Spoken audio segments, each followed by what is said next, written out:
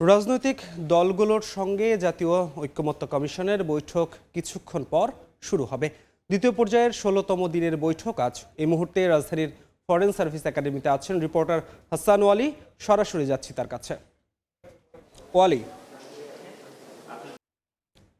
১৬তম দিনের মতো সংলাপ অনুষ্ঠিত হতে যাচ্ছে রাজনৈতিক দলগুলোর সঙ্গে জাতীয় ঐকমত্য কমিশনের। এটি দ্বিতীয় দফার ১৬তম দিন। এর আগে প্রথম দফায় ৪৫টি অধিবেশন অনুষ্ঠিত হয়েছে, অর্থাৎ দুই দফা মিলিয়ে ৬১তম সংলাপ আজকে অনুষ্ঠিত হতে যাচ্ছে। আমরা দেখেছি ধারাবাহিকভাবে প্রতিদিন কিন্তু আসলে রাজনৈতিক দলগুলোর সঙ্গে কথা বলছে। দীর্ঘ সময় ধরে আসলে ঐকমত্য কমিশনের এই বৈঠকটি অনুষ্ঠিত হচ্ছে।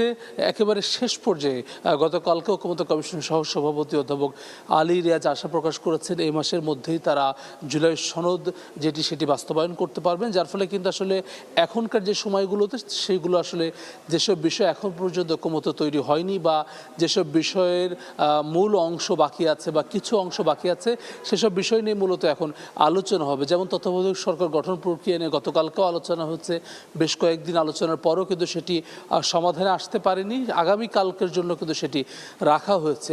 একইভাবে এক ব্যক্তি একাধিক পদে থাকতে পারবেন কিনা, অর্থাৎ প্রধানমন্ত্রী সংসদ নেতা হিসেবে থাকতে পারবেন কিনা, দলীয় প্রধান হিসেবে থাকতে পারবেন কিনা, সেরকম বিষয়েও কিন্তু একটি মৌলিক জায়গায় রাজনৈতিক দলগুলো এক হলেও কিন্তু চূড়ান্ত সমাধান আসেনি। এমন বিভিন্ন বিষয় যে জায়গাগুলোতে আসলে কিছু বাকি আছে সেসব নিয়েই কিন্তু আসলে মূলত শেষ পর্যায়ে আলোচনাগুলো হচ্ছে। 10:30টায় আনুষ্ঠানিকভাবে সময় রয়েছে এটি মূলত আলোচনা শুরু হওয়ার। প্রথমে ঐকমত্য কমিশনের সহসভাপতি অধ্যাপক আলী রিয়াজ কথা বলেন গণমাধ্যম সহ অন্যান্য রাজনৈতিক দলের যে প্রতিনিধিরা থাকেন তাদের উদ্দেশ্যের। পরে 11টার মধ্যে মূলত সংলাপটি শুরু হয়। প্রতিদিন 11টা থেকে 5টা বা তার পর পর্যন্ত কিন্তু এই সংলাপটি চলছে, যেখানে বিএনপির স্থায়ী কমিটির সদস্য সালাউদ্দিন আহমদ, জামায়াতে নায়েবে আমির সৈয়দ আবদুল্লাহ মোহাম্মদ তাহের সহ এনসিপির প্রতিনিধি দল সহ সব রাজনৈতিক দলের প্রতিনিধিরা থাকেন এবং রাজনৈতিক দলের প্রতিনিধিরাও কিন্তু আশা প্রকাশ করছেন যে খুব দ্রুত সময়ের মধ্যে জুলাই সনদ বা জাতীয় সনদ সেটি বাস্তবায়ন হবে, তারা একটি ঐকমত্যে আসতে পারবেন।